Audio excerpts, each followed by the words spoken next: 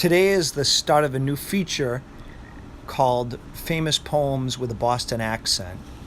And I'm going to share some poems from time to time here. When people find out that I'm a poet, they often ask what type of poetry I like and what poets I read.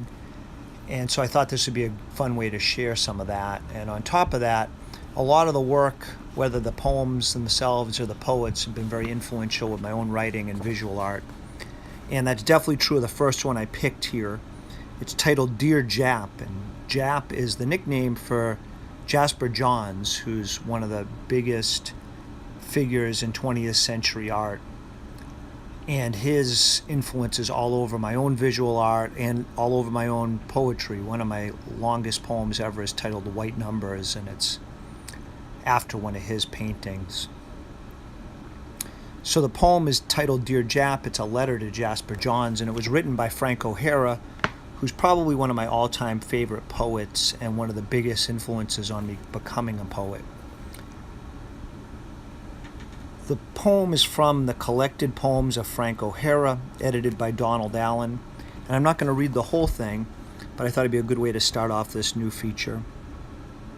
Dear Jap, today I read a beautiful poem out loud. Today also, I felt confident by being busy. Today also, I missed Larry a lot. Tonight, the moon is not in this house, which I intend to leave. I want someday to have a fire escape. In 1951, I became crazy for fire escapes, as you remember. When I think of you in South Carolina, I think of my foot in the sand. To you at some strange distance, think of glass boxes full of weeds, and weeds filling bodies aromatically, and the strange distance between each blade of the eye. For Easter, John Myers says you should have a hard-boiled egg stuffed with ham baked in milk, representing the desert. This would mean, I think, that summer need never come, that small, insufferable things become culinary, that accidental simplicity has become a horrible law.